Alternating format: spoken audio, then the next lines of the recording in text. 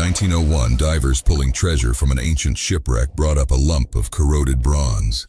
It sat ignored for months. Then it split open. Inside were gears. Precision gears in a machine built 2,000 years ago. Nothing like it would exist again for 14 centuries. The story begins with sponge divers sheltering from a storm off a tiny Greek island.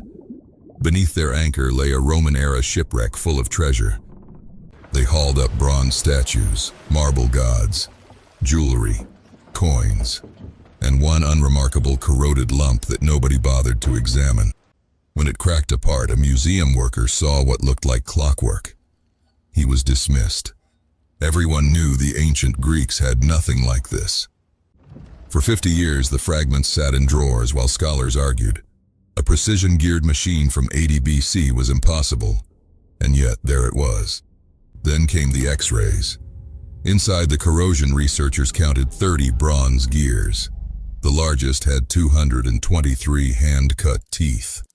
In 2005, a team scanned the fragments with a 12-ton imaging machine. What they found rewrote the history of technology. The machine was an astronomical computer. Turn a hand crank and bronze pointers tracked the sun, the moon, and 5 planets across the sky. It predicted solar and lunar eclipses decades in advance. It even modeled the moon's irregular orbit with a pin and slot of breathtaking cleverness. It tracked the 4-year cycle of the Olympic Games. Hidden inscriptions on its plates turned out to be a user manual in tiny Greek letters.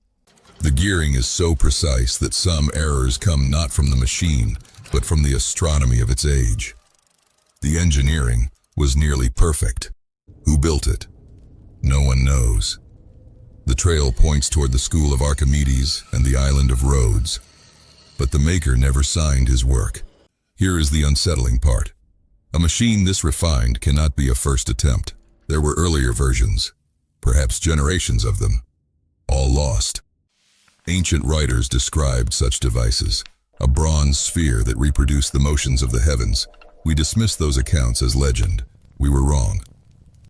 So why did the technology vanish? Bronze was expensive, machines were melted for scrap. Knowledge lived in a few workshops, and workshops burn. When gearing reappeared in medieval cathedral, clocks 1,400 years had passed. 14 centuries to climb back to one Greek workshop. The mechanism is a warning written in bronze. Knowledge is not permanent. A technology can vanish so completely that its rediscovery looks like magic.